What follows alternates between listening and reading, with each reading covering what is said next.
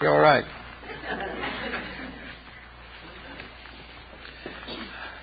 This morning we complete the series of talks on the principles of nature as they come to us in the human body. We have always recognized the human body as a miniature of the world. Paracelsus describes it as one of the three great books of creation. Anything that we seek for in the functions of the living bodies, we will find in the human form. If it is not in the body of the human being, then it is not part of the material nature to which we belong. But behind this is a great deal of philosophy which is not so well known. And in this various divisions, or in these divisions, there are points that I think are of basic interest, particularly this morning. We are dealing with the spirit now only in its essential nature as the human spirit. We're not going out into space. On the other hand, if we then can solve the mystery of the human spirit, we have solved the mystery of space. The difference is in magnitude, but not in principle. Therefore, we start in with the study of the spirit, and we begin to study it in terms of Bible literature, because we have a great many keys in the Holy Scriptures.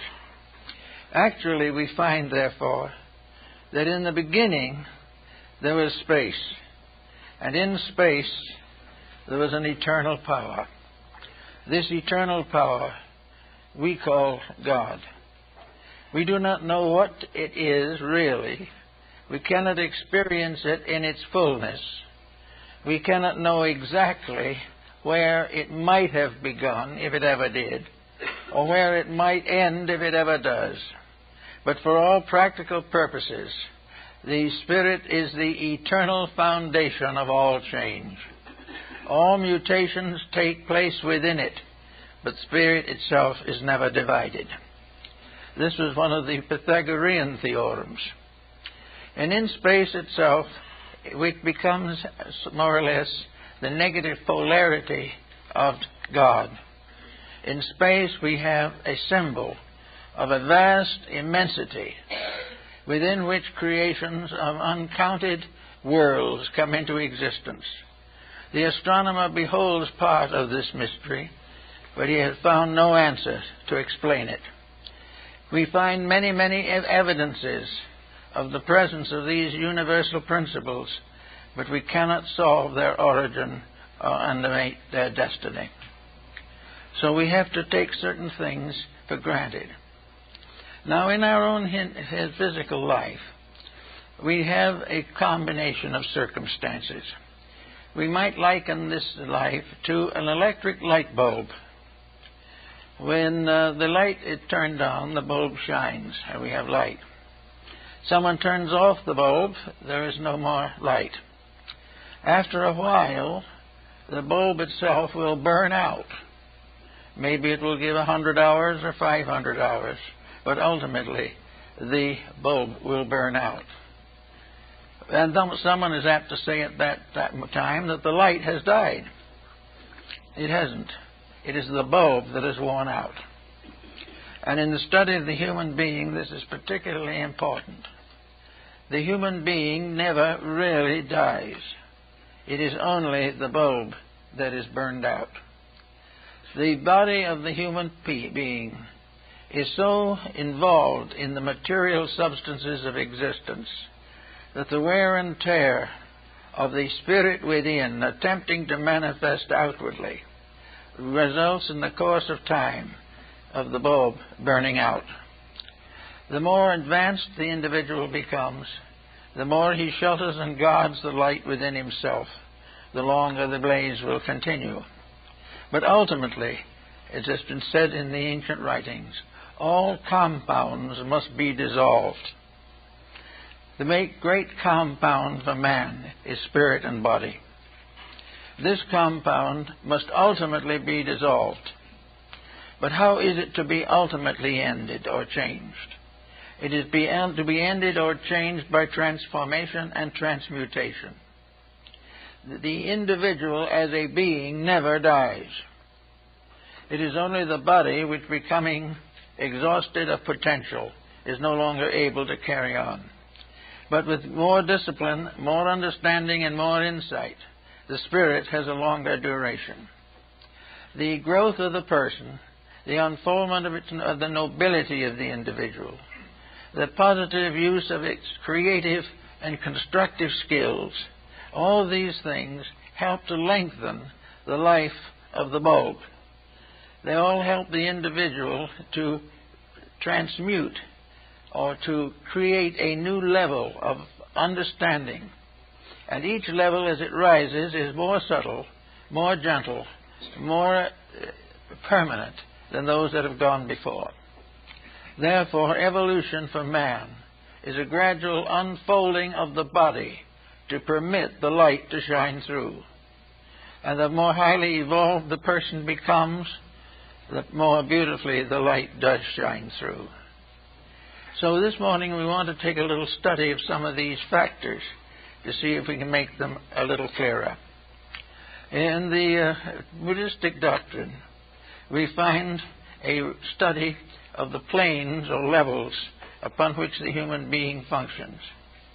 And we find these levels based largely upon Hinduism in the understanding or interpretation. According to not only the Eastern teachings, but many of the Western schools also, the proper abode of the spirit in man is in the apex of the left ventricle of the heart.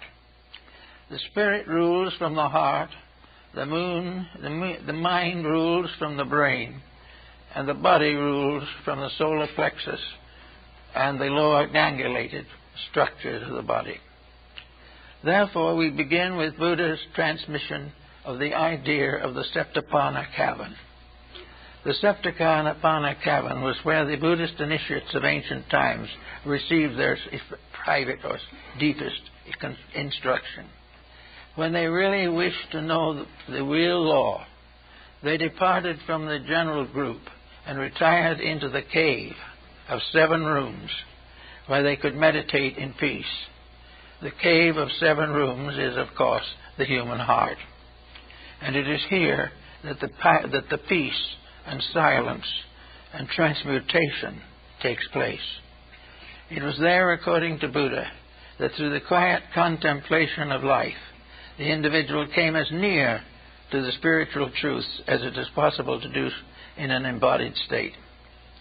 So out of the Septapana, the cave of the 7 rooms, came the Arhats and those who were to carry on the blessed doctrine until the advent of the Maitreya.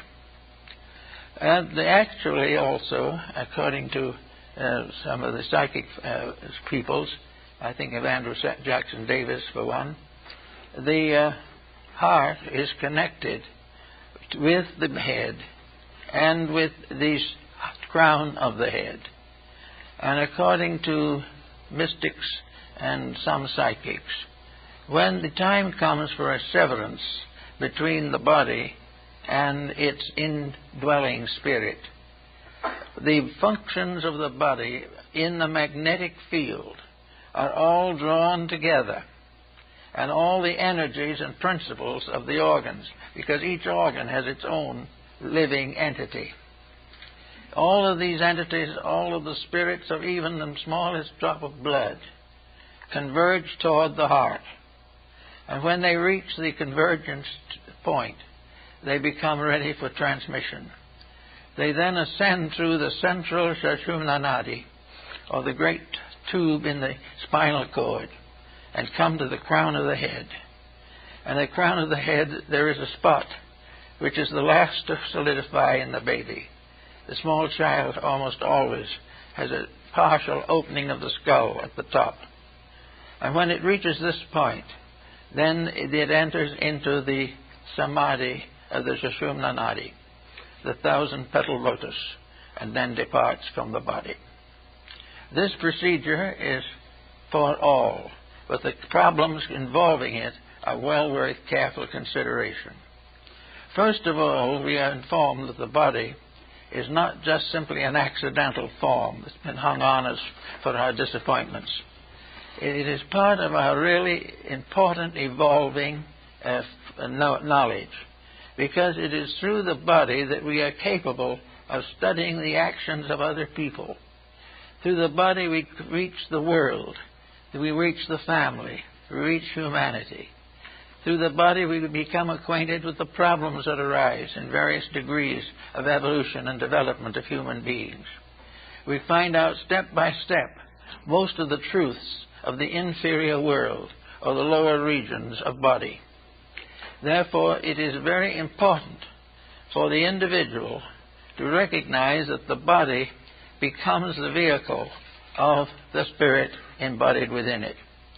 And the spirit embodied within it takes many years to perfect that body, at least bring it to the highest perfection possible. And in that time it becomes a useful instrument.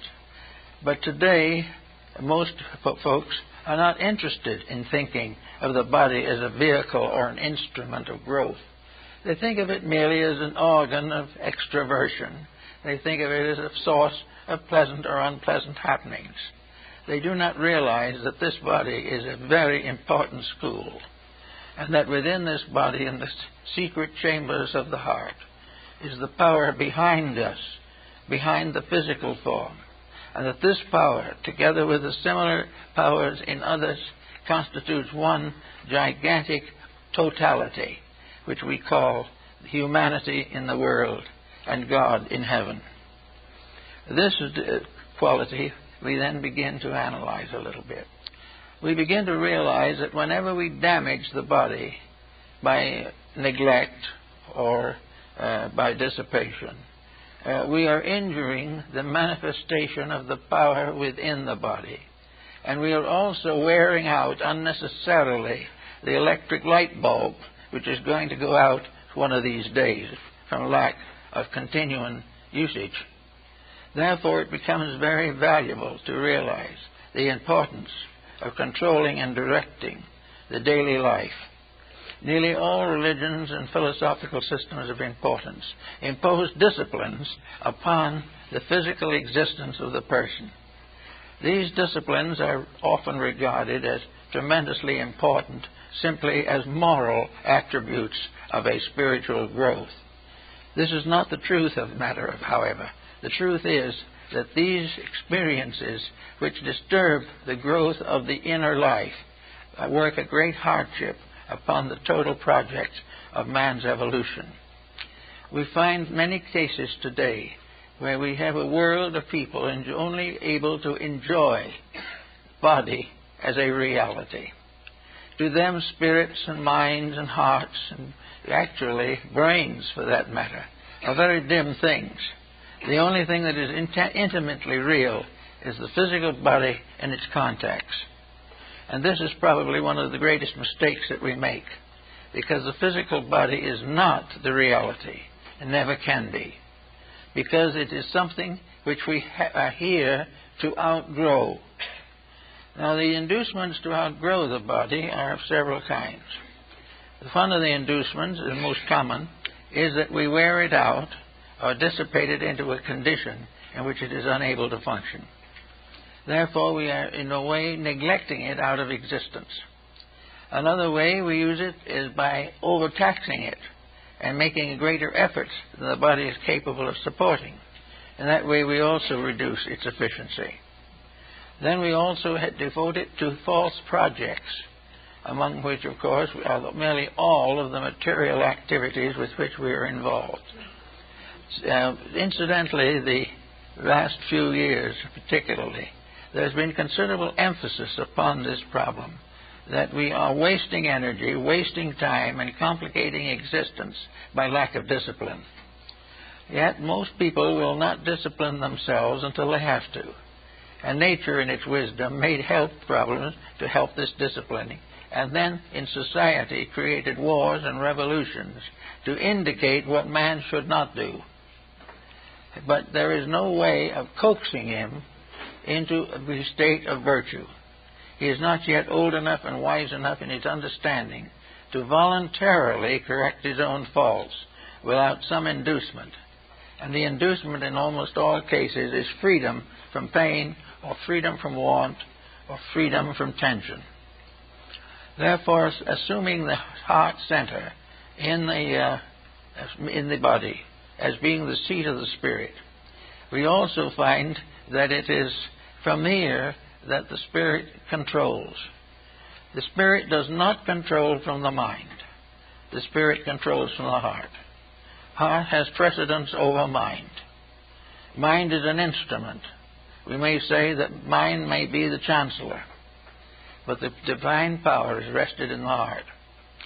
And therefore, as the individual comes closer and closer to the heart doctrine, he comes closer to relaxing away from the pressures which disturb or destroy him. It is absolutely essential for the mystic or the individual seeking further spiritual growth to live with a strong heart focus. This means thoughtfulness of other people. It means charity. It means kindness. And it means a loving recognition of the beauties of life and the beauties of nature. And of course, in the heart, which is the abode of our spirit, we worship the spirit, which is the abode of us all. Therefore, the heart is very important. And the evolution of the individual is not that he becomes wiser and wiser, but rather that he becomes more and more virtuous, more and more in harmony with the great laws of existence. We are in trouble because we break these laws. And when we break these laws, we come in conflict with the law as it emerges from the Spirit or God within us. The Spirit within us is not contaminated by any outside factor. The only thing it can do under pressure is to suffer. And when the heart begins to suffer, we find a great many difficult emotions. And amongst some of them is the emotion of regret, and sometimes the emotion of hatred or things of this nature. But always the heart has to lead, because it is the seat of our immortality. And as it leads more and more, we find that the body reacts more and more constructively. The body has really no desire to take over. The only reason that it has assumed a dictatorship is because it is not supported by the conscious dedications of the mind and the emotions. The body does not want to rule the individual, but if nothing else is available, it will step in and do it. And when it does so, there's always trouble, because the body does not know what the spirit needs, but the spirit knows what the body needs. So we have now this problem of bringing back, working with a cycle of re-embodiments around the center of the heart of the individual. Now, as he comes into life, the heart becomes part of his essential makeup. The heart actually takes control of the body much earlier than we generally think. In fact, the probabilities are that it is there before the first physical cell appears. It is something much more important and more definite, and something that has a great deal of integrity and virtue in it. But by the time the child is born, the heart center is strongly established. And the establishment of it and the processes by which it is established are set forth in the Rig Veda in the avatars of Vishnu. The deity appearing in one body after another until it comes finally to the last body, the Kalki avatar, in which is the white horse. It carries the soul to heaven. But all of the symbols of the ancient religions tell the story of the creation of life within the body and its gradual emergence as an individual existence. It also reacts to the individual when he grows up. He grows up, perhaps, fortunately, in a good home, where kindly parental doctrines are followed. And then all of a sudden he comes to the dividing of the ways. He must become an individual. He must take on the responsibilities of self-discipline. This is the heart center reminding him that he must gradually come to value that above everything else on earth. He must know that as a man thinketh in his heart, so is he. And his thinking in the heart is one of the disciplines that is hard to bring to a materially focused civilization. But today we are in the grave danger of misleading ourselves and others. And the time has come definitely to recognize the importance of coming to the throne of the indweller, that which is within us as long as we live, the spirit of eternity, the unknown and unnamed God. There is a spark in every living thing. This spark is in the lowest creature.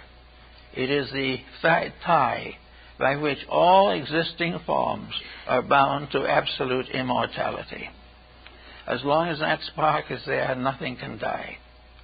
And when the spark can no longer abide because of the disintegrations of the body, then it retires and the body perishes. But then the dweller seeks a new flesh embodiment. And when the time comes, is reborn to continue the process. Now, what is this process that it is to continue? It is to continue to fulfill a certain test. It is part of a discipline. And in Northern Buddhism, it is part of an initiation. But the material life is a series of tests. It is a series of initiations into the mysteries of existence. All individuals are growing, some more rapidly than others. But no one can come into this world and live a reasonable length of time and go out without having learned something. Sometimes the person may deny that knowledge, but in the after-death experiences it reproves itself. But there is no way of living without growing. But this growing can be stunted. It can be much less than would be natural or normal. It can fail to fulfill its essential purpose. For every step of growth means the correction of a weakness or a fault. And nearly everyone has faults of some kind. Very often we blame other people for them. But the dweller in the heart knows what faults are our own. And those common faults that we have, of course, are hatred and jealousy and selfishness and combativeness and acquisitiveness. All of these faults are involved in two things: the relationship of the individual with the heart within himself, and the relationship of nations within the heart of the solar system, which is the sun.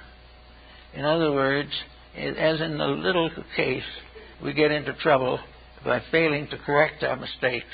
So in the larger case, we get into world catastrophe by failing to correct the great mistakes, which are nothing but the little mistakes grown in size. And we have a family conflict, a world of words, unpleasant ones, over a back fence, and about the same time, and 2 or 3 nations get together and have a bad time. Everything is of the same type, differing in multitude or magnitude, but not in principle. And in principle, all things are leading toward the heart. The mistakes have all divided us from the heart center in ourselves, and our virtues bring us back again to it. And when we come back, however, we are better than we would have been had we not been tempted, because temptation moves salvation to a task by the individual himself. In other words, there would be no gain by experience if the individual could attain happiness and peace without experience. If he did not have to correct his own mistakes because some benevolent providence did the work for him, he would remain to the end selfish and ignorant. But he is not permitted to do this. He is reminded of the fact that his own presence in the world is a proof of his own need for growth, his own continuous challenge by which he must gradually unfold his own integrities. Thus we have another important factor here: health. We have the health factor, in which individuals, through mistakes of one kind or another, create various ailments which sometimes cut them down in their prime. But altogether, all these things, whether it's a digestive difficulty or an international problem, all arise from the same basic sources. The failure of the conscious person to understand the reason for himself and the way in which he must work with himself to fulfill his own purpose. Now, out in the larger sphere of things, we have concepts of God. And nearly every nation has some concept of the nature of deity. And this nature of deity has been, for the most part, built up from a contemplation of superiority in the material world. Those of highest rank are regarded as nearer to deity. Those of various particular outstanding abilities are said to be inspired. But in every case, the comparison has been that the divinity is a highly glorified humanity. It is a person who has been raised by adulation or public esteem to the estate of a deity. And in ancient times, nearly all deities were glorified human beings, remembered for their powers and principles long after their bodies were returned to the earth. So deity became, as one man called it, a highly glorified King Henry VIII or Louis XVI. God was the great nobleman, and all nations were serfs, and all individuals were serfs of this divine power. This has been gradually changed, particularly by Luther in the West, to the realization that the supreme overlord is not a Henry VIII, but that there's only one real ruler, and that is Spirit itself. Everything else is a false ruler. But the false ruler must continue until the community or the world earns the right ruler. We must have the difficulties until we outgrow them. And there is no way of outgrowing them vicariously. There is no way in which, through a formula, we can grow. The growth must be real. And the growth must be tested by the power that is seated in the heart. When the heart power is satisfied, we are right. When the heart power supports us, we are right. But up to that moment or that time, we are in various degrees of rightness and lack of rightness, which we call the ordinary living conditions of humanity.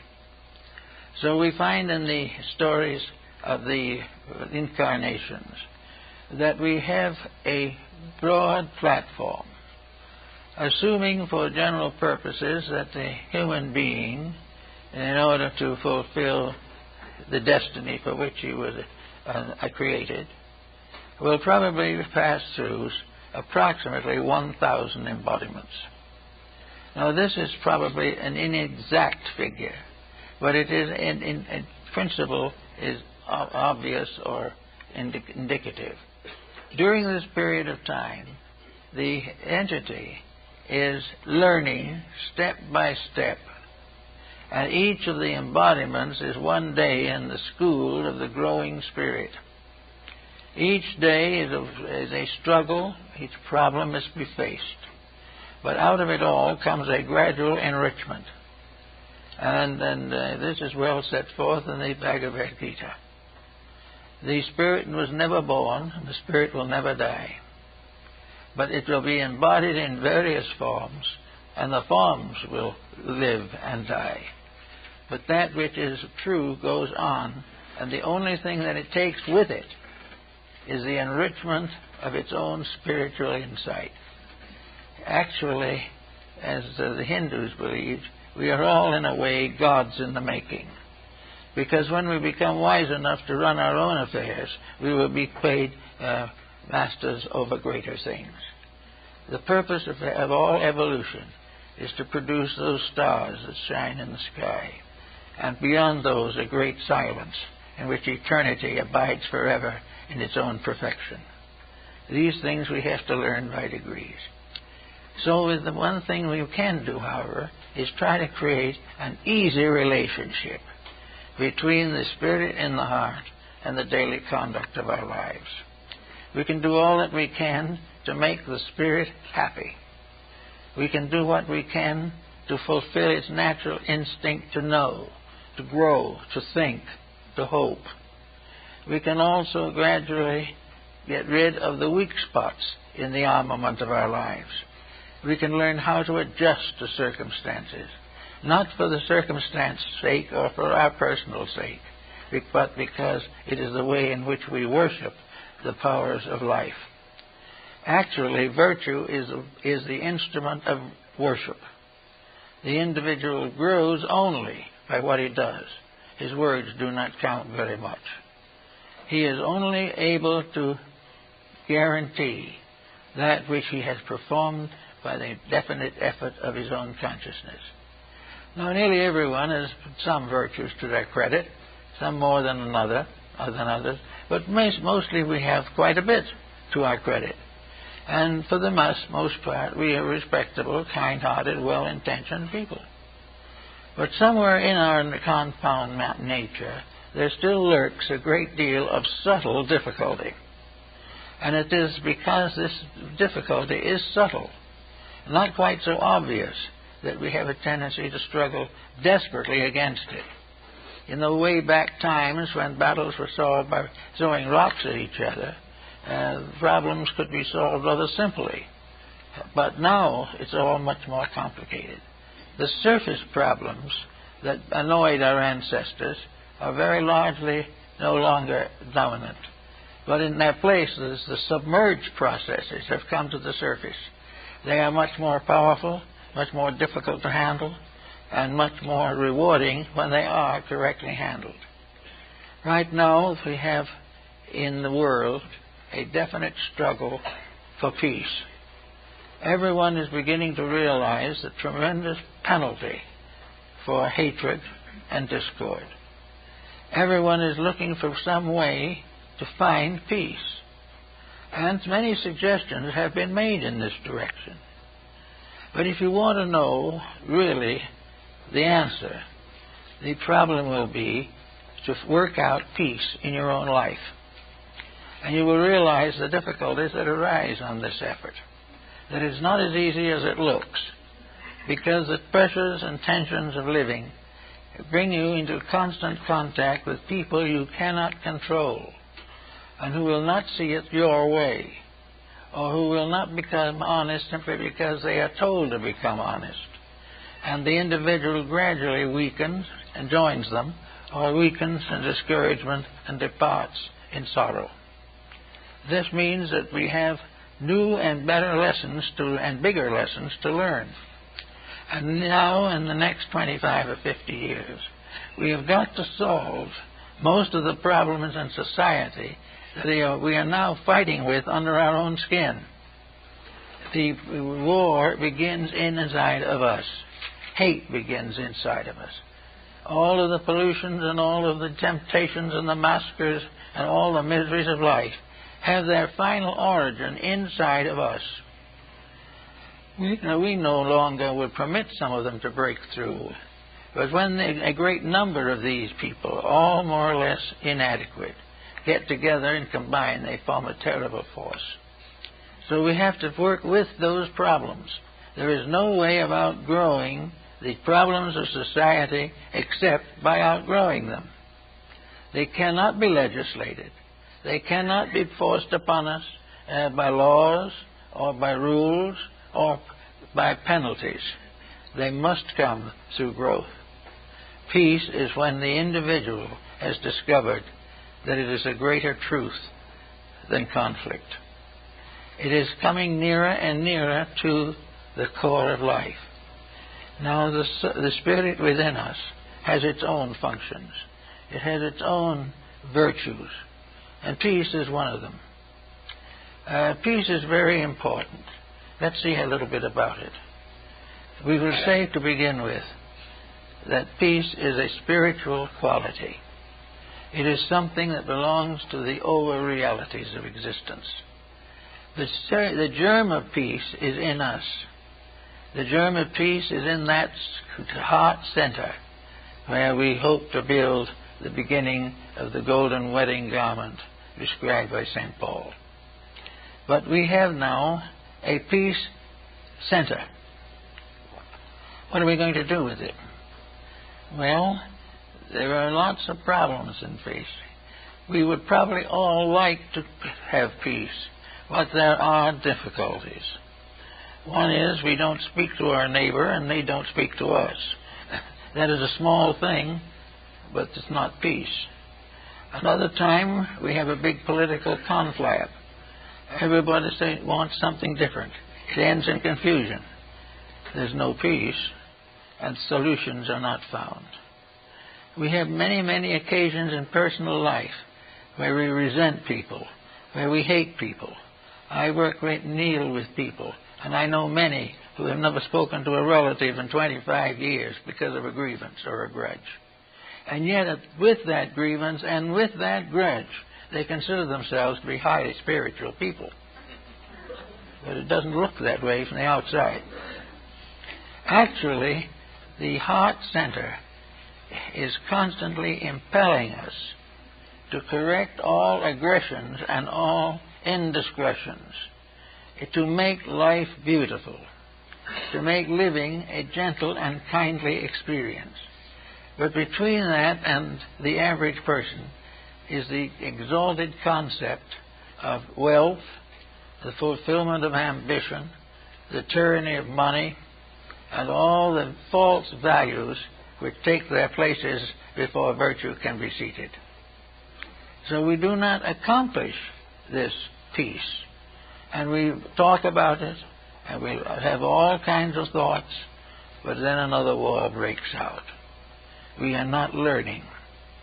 Now, from occult philosophy, perhaps, or at least from the esoteric doctrines, we get a realization of the values involved. But they are so difficult and so ultimate that the average person doesn't even try to meet their demands. They consider that it's much better to die in a half-conscious condition than to struggle with the pressures of self-improvement. But nature isn't going to let us get away with that. Little by little, that virtue is thrust upon us. Day by day, things become worse unless we make them better. Now, as we look around us in the world today and see all these problems, we say to ourselves, what are we going to do about it? What about ourselves? If the war breaks out, are we going to be one of the first casualties? If we have a very serious earthquake, are we going to be casualties? We don't know for sure many of these things.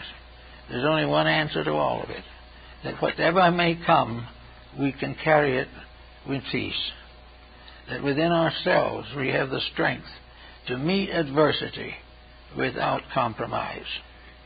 And without compromise, we are safe.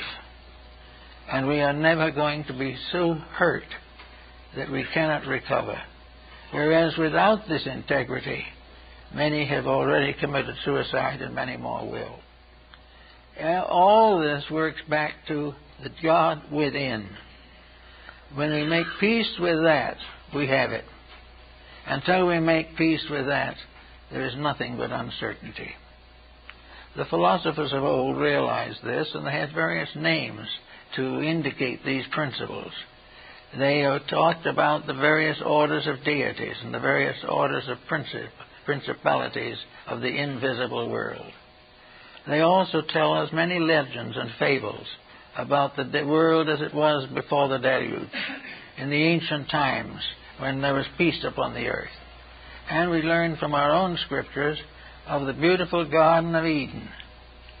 Now, the Garden of Eden was a direct production of the principle of God founding the material existence.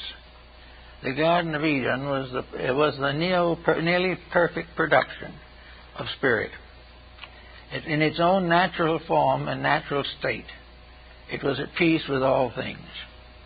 It was a paradisical sphere, and it was here that man studied the sacred writings, and his teachers were the angels.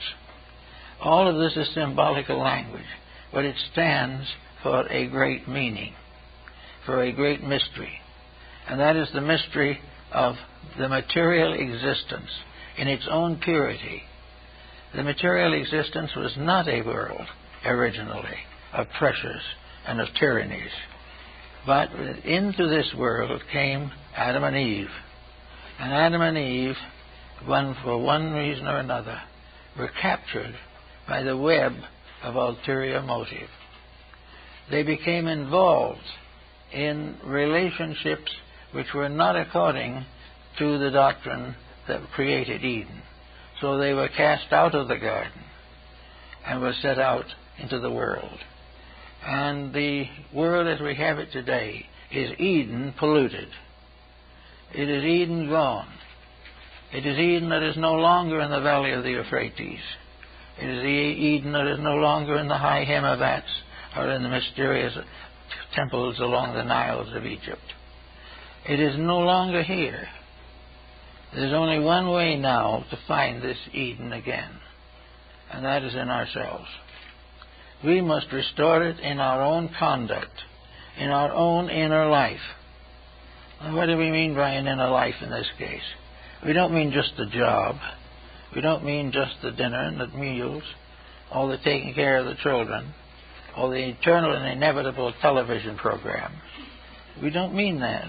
We mean a life in which the individual achieves an individual adjustment with life, a life in which there are values gradually growing up. Now, if there are values growing up in the lives of parents, the children will grow better.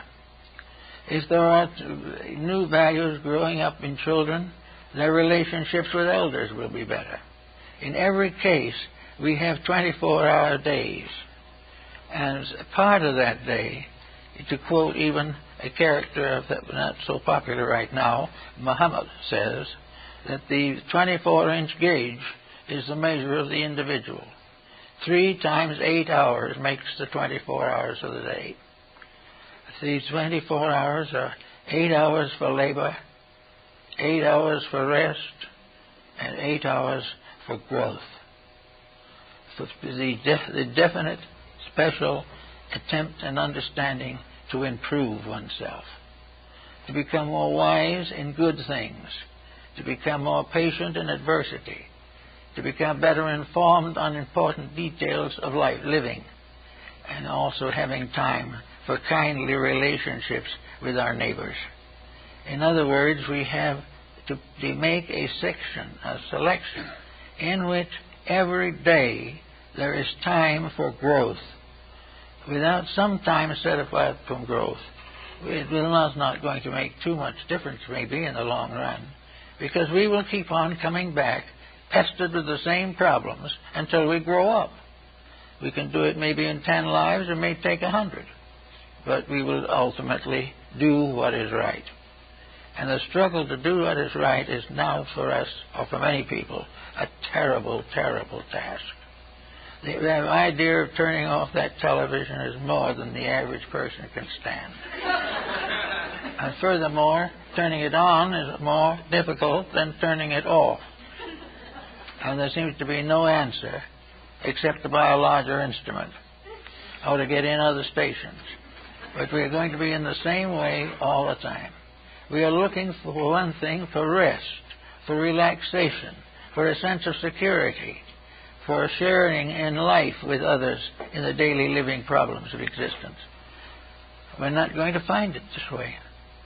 We're not going to find it because we have more or less excluded the spirit from our entire pattern. We have set aside no time with which just to be human and give thanks for the privileges of existence in this world.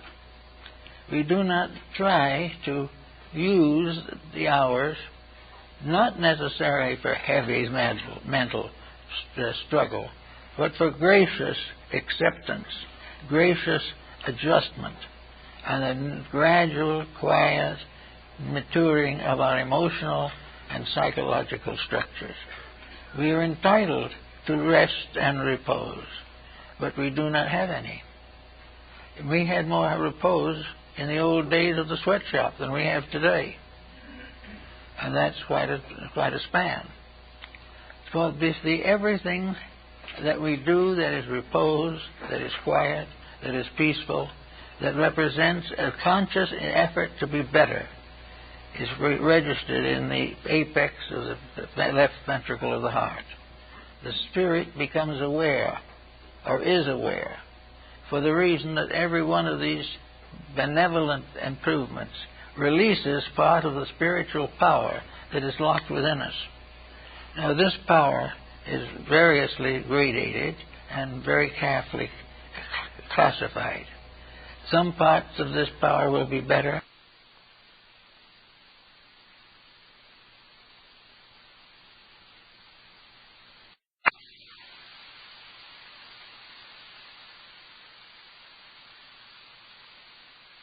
If it helps our digestion. Other parts will help us to get along with our children better. Some other part will help us to be better citizens. Still another will help us to get off of narcotics.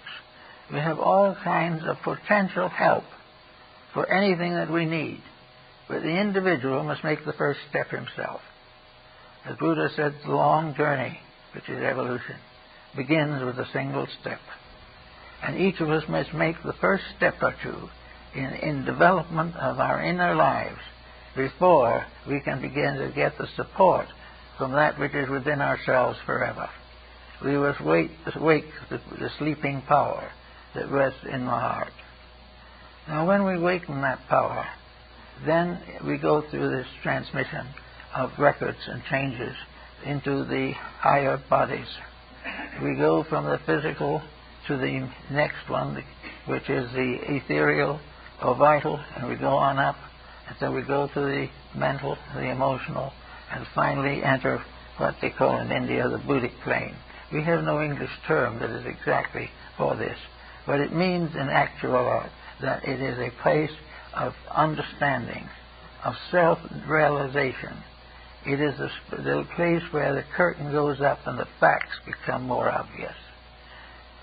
It is a place where you can stand and look out of a window, and as you watch, a curtain is drawn away from the window and you can see what is behind. This is the Buddhic sheath of the ancient Oriental philosophies. It is the first conscious view of the totality of life. It is a look at the sky in which the sky disappears and instead becomes a vast race of deities or powers going on forever. It is also a marvelous opportunity to realize that we are of them. We are part of them. There are others coming after that are less than ourselves. There are others going ahead who are greater than ourselves. But there is an enormous motion going on all the time.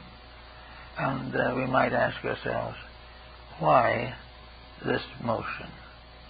What does it all add up to?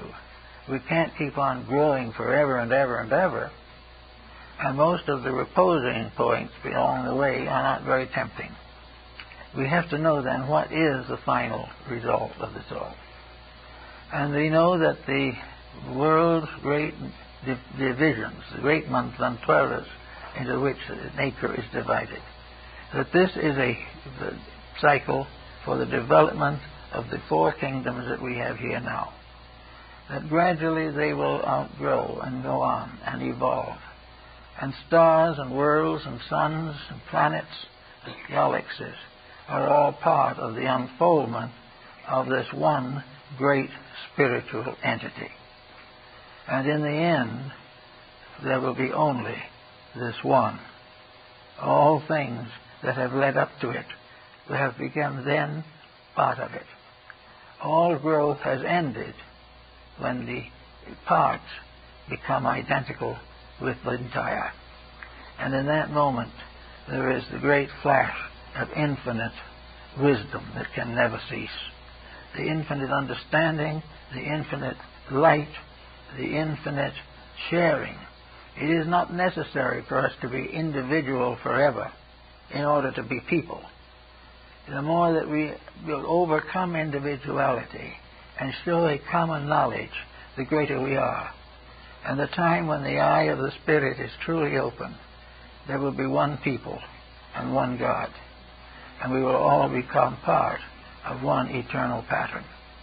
And we will not be anxious any longer to compete with our friend or be richer than our neighbor, but we will be part of something which needs nothing, because it has already achieved all things within itself. And as this evolutionary process goes on, eternal totalities rise from the darkness, and these totalities represent new beings. When humanity becomes one creature, it will become another being, and this being will create other worlds to go on and on. But in the end, there will be no sense of growth in this being. There will be no sense of need, no sense of emergency. All things will be according to reality. And this one overdeveloped reality will be like a parent. The parent may not know exactly how to handle the child. But when we all, through conscious evolution, become parents of races, parents of nations, parents of genera of all kinds, when we become parents of great orders of life, we will find that we will be given the strength to make these necessary decisions. We may be a group spirit over a whole kingdom of life, but this does not mean trouble, because we have left trouble behind. We left our troubles with selfishness somewhere in the distance, and the lower order of life is struggling with the selfishness that we are now relieved of by our own growth and our own fulfillment of the purpose and destiny of ourselves. So we go on, but we become more and more one, until finally we don't need to see with the two eyes. For when we see with the one eye, we see all things, and we see the same thing that we see as we think of God as seeing. Somehow we realize or believe that the divine power is aware of all things, that recognizes even a sparrow's fall. Well, that probably is true. The all-power is as perfectly aware of the sparrow's fall as it is of the great space collapse or something, because it is now only one, and we come into a new dimension of intelligence. Intelligence becomes universalized even before consciousness does. Suddenly there is only one mind, and we are all part of it. And this one mind flashes inside of all of us and brings us into peace. When we understand mind, we will all be friends. When we understand emotions, we will all be kind. It is because there is only one emotion of kindness, and it is distributed individually in various degrees of development to the 5 billion or 6 billion human beings now inhabiting the earth. But sometime there will be one kindness which will be shared by all, because they have grown up to it. Our great problem has been haste, probably. We've been in a great hurry to get somewhere where we were not entitled to go. We were supposed to grow. Instead of that, we made a wild dash after something. We believe in some way that by means of nuclear fission we're going to anticipate 10 million years of evolution. We're not. We'll probably slow it down a few million years, that's all. We are not looking at it right. We are assuming that the development of material problems and potentials will advance this growth. It's not actually true, because these things we are inventing now should be known only after we have intelligence enough to use them correctly. We should have become human first before we invented the bomb. If we had, we would have no bomb. But by failing to grow inside of ourselves, we have permitted nations to destroy each other and endanger the survival of all. Today we have another emergency coming in. And against this emergency, we are trying to build people who can understand the values. and can realize that it is possible for us to get together and work out problems constructively.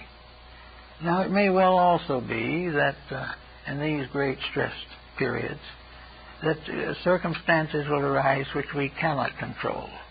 We have not become wise enough. So therefore, we are able only to destroy ourselves. We do not know any better. But here's the rub. No one ever destroyed himself or anybody else. All these things are part of an illusion. The illusion based upon the inevitable reality of the obvious, where everything that you see is real, everything that you do not see is unreal. When the very actualities are that the things that are real are mostly invisible, but very real within the person.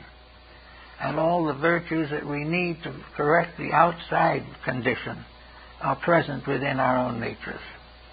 But we have to develop them. We cannot affirm them. There is no use writing petitions with them. It must be a gradual, inevitable unfolding of the relationship between ourselves as persons and ourselves as principles in life and space.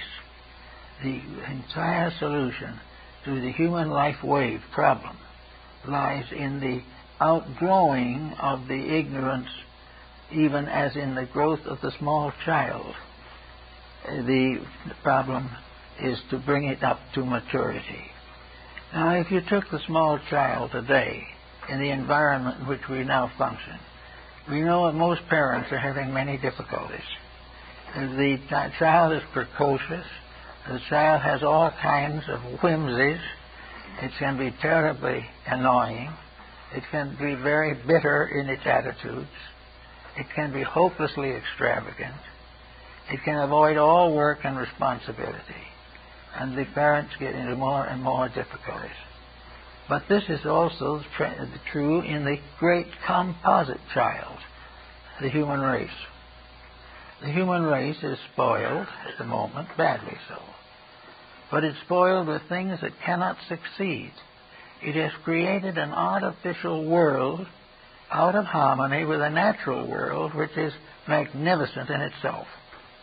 We have suddenly tried to create something better than good, and have found only something that is worse than bad. We do not have the right attitude on these things.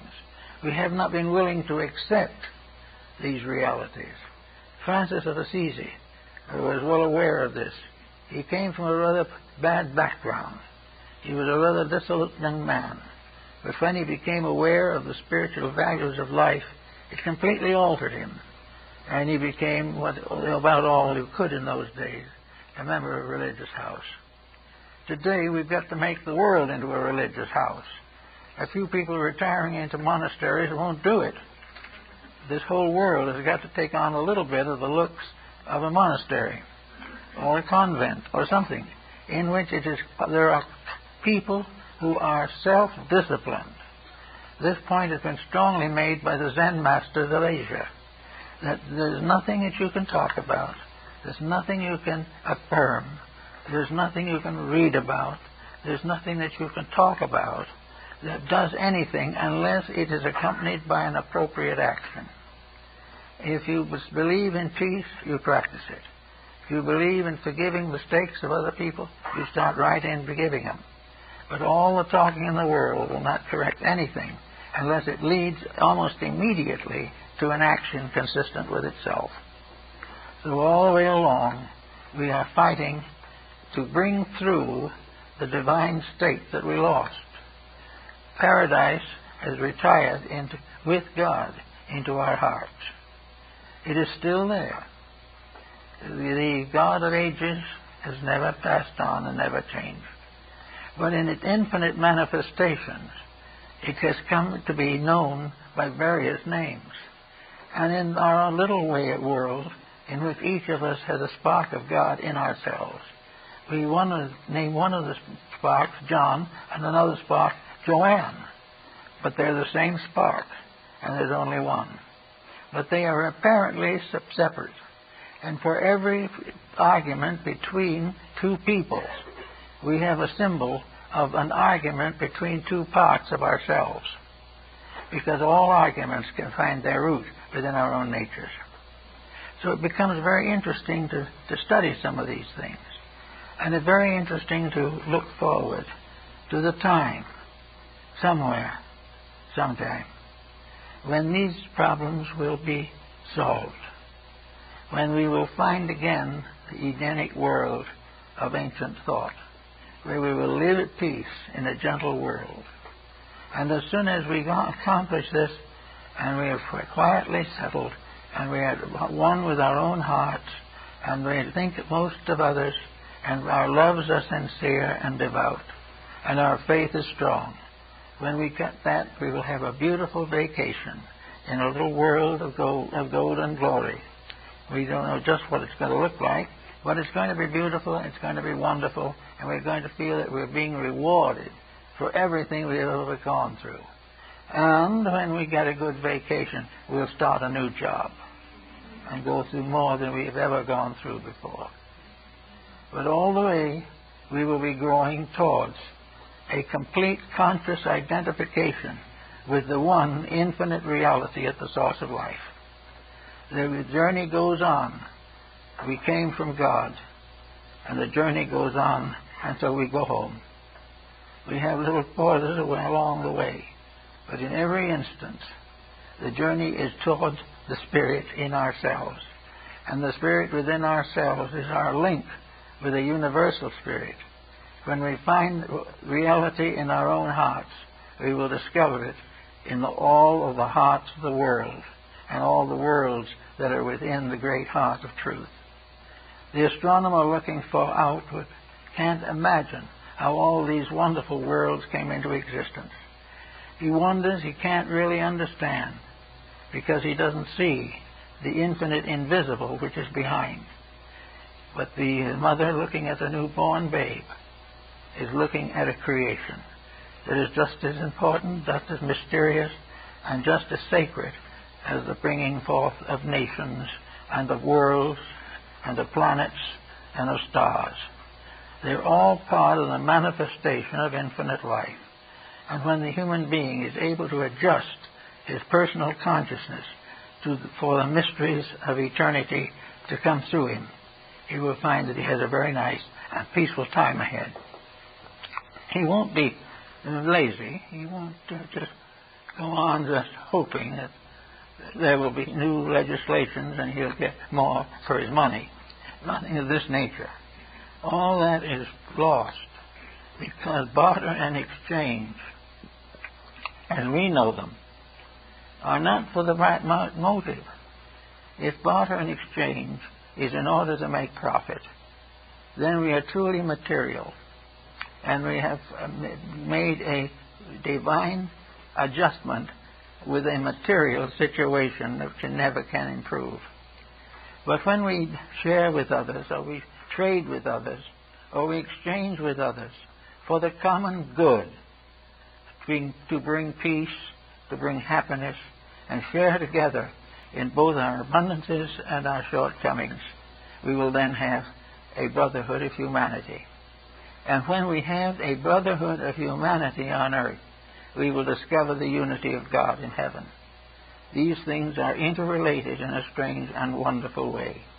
And it is hoped that in the course of this 21st century that is coming, we will take another major step to the realization that we are one creation, one person, one sufferer, one dreamer, and trying to build out of all of the confusion of life our own understanding and our realization that this plan is right and good, and that the mysterious power at the seat of it and the cause of it is worthy of our affection, our devotion, and our veneration.